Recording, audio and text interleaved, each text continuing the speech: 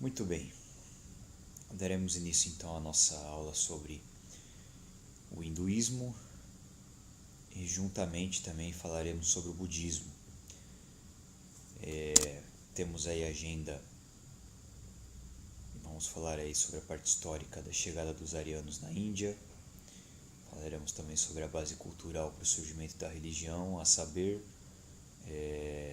primeiro surgiu o hinduísmo, né? E como uma denominação do hinduísmo surgiu o budismo.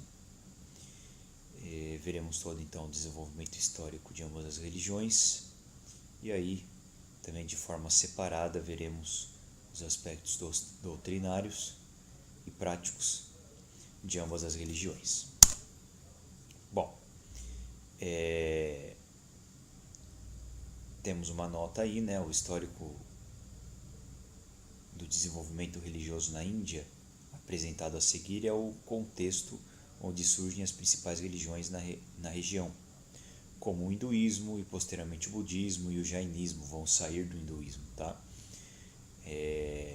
Inclusive nós não vamos estudar aí o jainismo porque hoje tem uma quantidade de adeptos muito reduzida, né?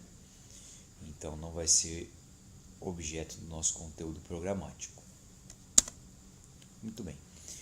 Então, falando aí sobre os arianos, né? Os arianos, eles são um povo estabelecido no Irã desde aí do terceiro milênio antes de Cristo. Em 1500 antes de Cristo existe uma disseminação desse povo pela Pérsia, chegando na Índia e adjacências. Tá? A sua cultura ela está expressa nos Vedas e é um termo usado para os povos da Ásia Central, indo-europeus espalhados pela Europa. Tá? Então, quem são os arianos historicamente? Tá? Os arianos são os povos que estavam na Ásia Central, né? São, portanto, indo-europeus, e eles estão ali espalhados pela Europa. Tá? Não é um povo específico no sentido de uma nação específica ou um povoado específico, não, é o termo utilizado para os indo-europeus ali espalhados pela Ásia Central. Tá? Esses são os arianos. Porém, nós temos aí um erro, né, de uso do termo arianos. Muitas pessoas confundem estes arianos que nós estamos falando aqui, povos indo-europeus existentes lá no Irã no terceiro milênio antes de Cristo, onde eles são povos que estão na Ásia Central e também espalhados ali por parte da Europa. Estes arianos aqui não tem nada a ver com o termo ariano que nós conhecemos no nazismo. Tá? O termo ariano que nós conhecemos no nazismo é um objeto de outro estudo, não especificamente o estudo aqui da nossa matéria, mas no nazismo eles remontam uma linhagem histórica aonde dentro dos povos germânicos você teria uma raça pura, ou seja, a raça, obviamente, né, para o nazista, os germânicos eram a raça mais pura que tinham, a raça superior. Mas dentro destes povos arianos que nós estamos citando aqui, existiam alguns povos que estavam situados na região da Germânia, tá? E esses povos que estavam situados na região da Germânia, para o nazismo, eram estes arianos especificamente situados na região da Germânia, eram uma raça superior. Então, não necessariamente, não tem ligação direta aos arianos que foram para a Índia não são necessariamente os arianos que o nazismo dizia que eram um povo superior, tá? A saber, como nós vemos aqui no slide, vários povos que estavam na área central e espalhados pela Europa, povos indo-europeus, eram chamados de arianos, tá? São chamados pela arqueologia de arianos. E aqui, para o objeto do nosso estudo, uma parte desses povos, por volta de 1500 a.C., já estão disseminados por parte do Oriente Médio, na Pérsia, e já chegaram na Índia e adjacências. Muito bem. A invasão desses povos arianos na Índia resulta na criação de algumas classes sociais. Então, os arianos eles chegam na Índia. Na Índia existem lá os povos nativos, só que como os arianos dominam a Índia, eles implantam o sistema de classes sociais, até para poder, de uma forma mais organizada, ter o domínio local. Eles impõem, então, 4 classes sociais. Uma dessas classes são os nobres, né, que são os reis e guerreiros. Tá? A segunda classe seriam os sacerdotes, que são os brahmanes. A terceira classe são os comerciantes e camponeses. E a última classe, e quarta, os escravos. Tá? Os antigos textos, né, os Vedas, textos arianos lá que não foram desenvolvidos na Índia, na verdade eles vieram já desde da saída deles da Ásia Central, né, dos arianos da Ásia Central.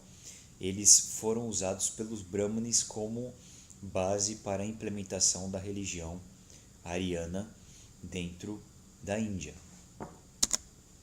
E Veda significa conhecimento em sânscrito, tá? E o Veda ele vai ser base para a implementação da religião ariana na Índia, tá? Bom, entre 400 e 300 antes de Cristo, já 1000 anos depois de que se chega na Índia, né? O que ocorre é uma tendência ao misticismo filosófico. Lembramos que a religião ariana implementada na Índia é uma religião totalmente ritualística, né? Não há muito essa questão de filosofia, como filosofia de vida, como questões morais. Não, é uma religião totalmente filosófica, totalmente ritualística, mas aí 1000 anos depois ela começa a ter uma tendência ao misticismo filosófico, né? Os Brahmanas e os Upanishads, que eram comentários do Veda, então eram escritos no sentido de comentar os Vedas, eles começaram a falar da relação do conhecimento e da espiritualidade como realidade última, tá? Neste clima filosófico há um desinteresse pelo material e pelo visível, começando-se então a um interesse pelo filosófico, pelo conhecimento, pela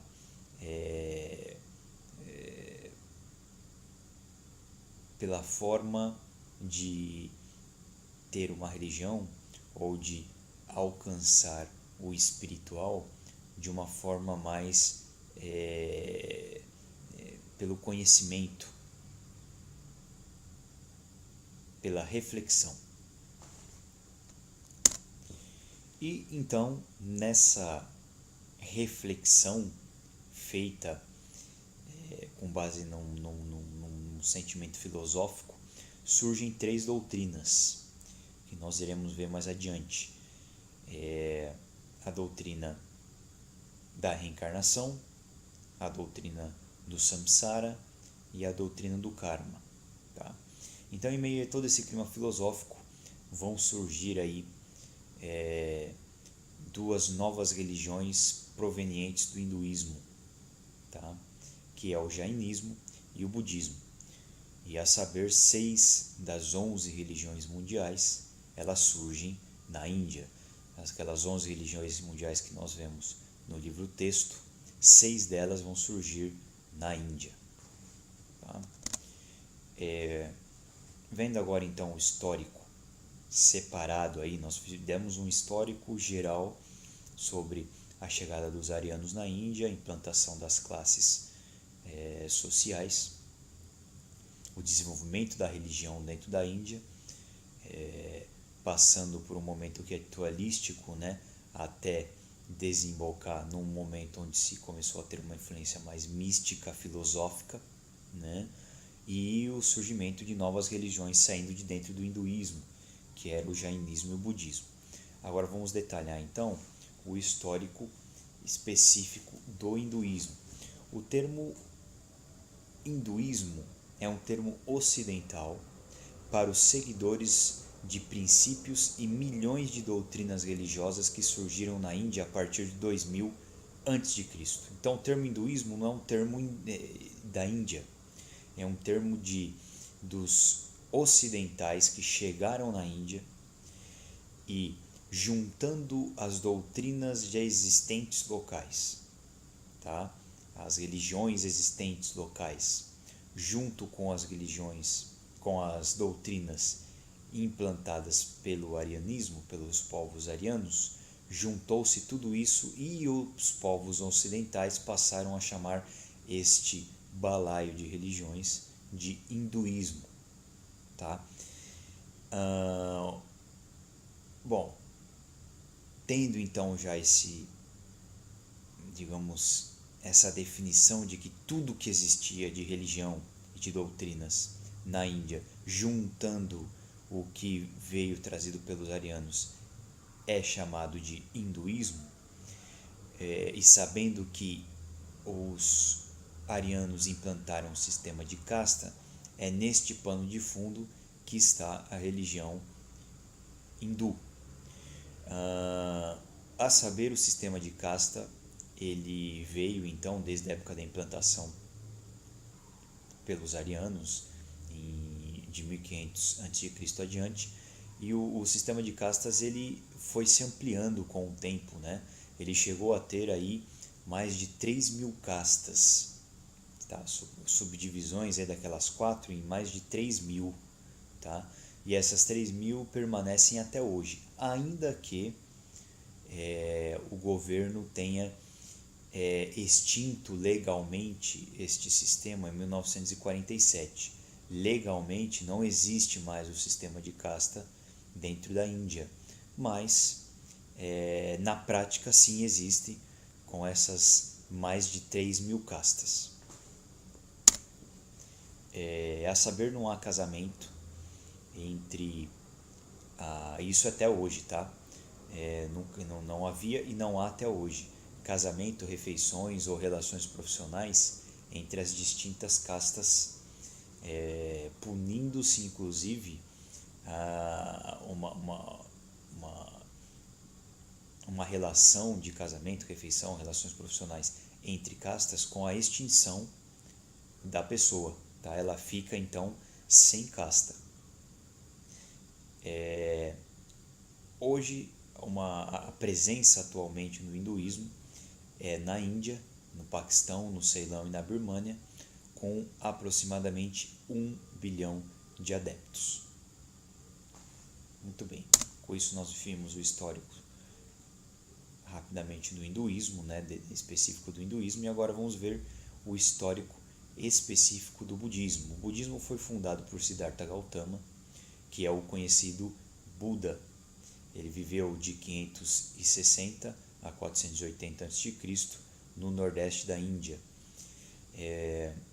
Ele era um príncipe, né, que aos 29 anos ele sai do palácio.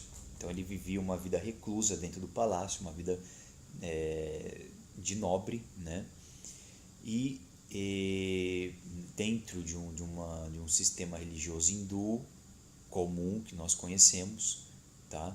E foi explicado aí anteriormente. E o que passa é que ele sai do palácio, ele depara-se dentro desta andança que ele faz com um velho, um doente, um cadáver e um asceta, né? Quando ele se depara com isso, ele faz uma pergunta ao intriga: o que transcende tudo isso? Essa pergunta o intrigando, ele resolve, então ele volta para o palácio e ele, na calada da noite, né, sem comunicar a ninguém, ele se despede dos filhos e das suas mulheres, sem nenhum tipo de comunicado, né, de uma forma muito rápida, e ele abandona a vida de nobreza e passa a viver como asceta, como um andarilho, tá? Ele, como os ascetas, né, ele passa a buscar o asceticismo e o yoga como uma busca de dominar o sofrimento da vida, né? Sofrimento esse que ele conheceu quando ele saiu do palácio, tá? E teve aquelas 4 experiências. Então ele adota o caminho do meio, a meditação, porque ele não se satisfaz, ele não chega a nenhum tipo de avanço na busca que ele tem em dominar o sofrimento pelo asceticismo, pelo yoga. Então ele adota o caminho do meio, que é a meditação, tá? Pela meditação ele alcança a iluminação, o Bodhi, aos 35 anos, debaixo de uma figueira no rio Ganges. Então ele passa ali a ser o Buda, o iluminado, tá? Ele ficou 7 dias no Nirvana, debaixo desta árvore. Portanto, ali ele para de produzir karma, alcançando então a salvação. Esses termos que nós estamos usando, nirvana, karma, nós vamos ver um pouco mais para frente aí as definições desses termos, tá? O importante aqui é compreender o desenvolvimento histórico. Então ele alcançando o karma, ele alcança a salvação, desprendendo-se do ciclo de renascimento, que é o samsara, tá? Buda morre aos 80 anos em Kushinagar, na Índia, sendo então cremado e suas cinzas são repartidas entre os governantes locais para veneração, tá? Portanto, o budismo é uma dissidência do hinduísmo, tá? E uma dissidência quando está acontecendo o boom filosófico dentro do hinduísmo, tá? A presença atualmente hoje é na Índia, na China, Coreia e Japão, com mais de 400 milhões de adeptos. Com isso, nós terminamos aqui essa videoaula de hoje, que é a parte histórica, para dar aí o pano de fundo do budismo e do hinduísmo. Então, na próxima aula nós veremos aí as questões doutrinárias e práticas de cada uma dessas religiões. Até lá.